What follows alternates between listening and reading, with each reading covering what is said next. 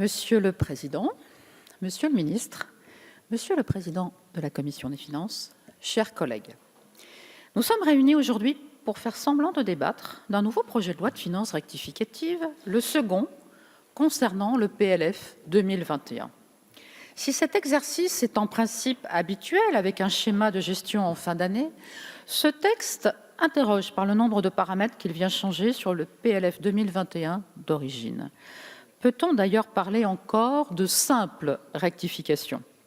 Alors que le déficit augmente en tout point, que les dépenses publiques seront à hauteur de 55,7% du PIB en 2022, que la dette atteint 115,3% du PIB cette année, le gouvernement légifère encore et toujours dans l'urgence et la précipitation sans une vision pérenne et sereine pour notre pays et les 67 millions de Français. Ce projet de loi ne se contente pas seulement de réajuster certaines mesures d'un budget voté en amont dans un cadre laissant une place minimaliste au dialogue nécessaire au travail parlementaire, non.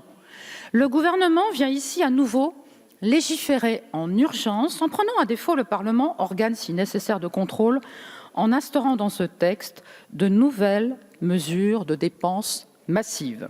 Pourquoi cette temporalité ? Pourquoi cette précipitation qui ne correspond qu'aux effets d'annonce des discours louvoyants du président de la République ? Le Haut Conseil des finances publiques avait pourtant donné l'alerte.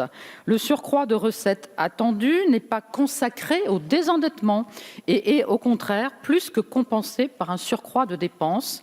La situation des finances publiques ne cesse donc de s'aggraver.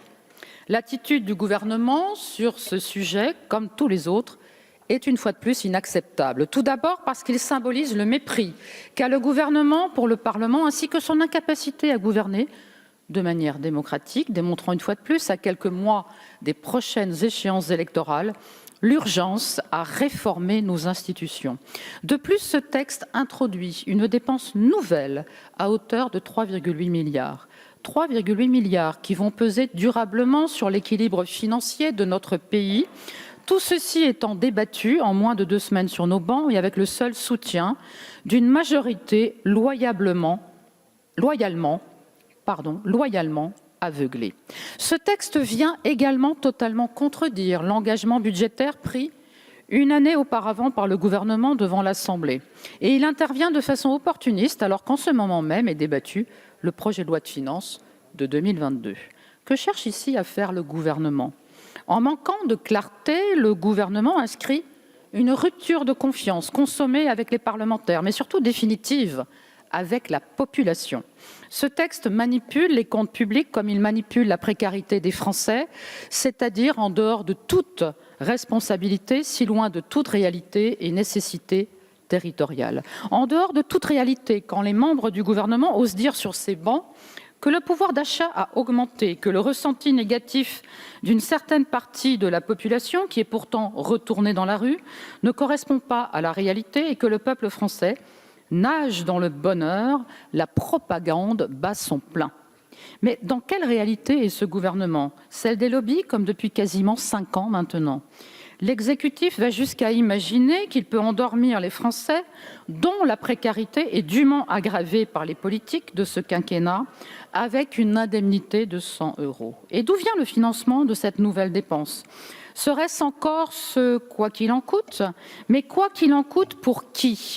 Pour les Français victimes des déserts médicaux, victimes des hôpitaux publics devenus moribonds ?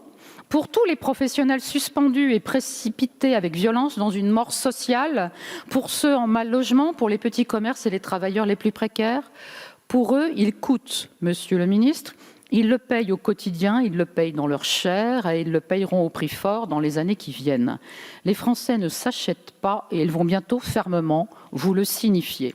Vous leur avez dit qu'il n'y a pas d'argent magique pour améliorer le service public et leur quotidien, mais quand il s'agit de dépenser des milliards pour maintenir un système économique sous perfusion, toutes les dettes sont permises. Cette disparition de nos services publics se fera bien entendu au détriment premier de nos populations les plus fragiles. Les mesures que vous nous présentez ne sont pas acceptables, que ce soit dans le fond et la forme. Elles font partie intégrante du rejet des Français qui ne comprennent pas pourquoi les dépenses publiques sont au plus haut et que leur situation est par contre au plus bas. La posture électoraliste de ce gouvernement va se faire sentir très prochainement. Et pour toutes ces raisons, je voterai fermement contre ce texte. Je vous remercie.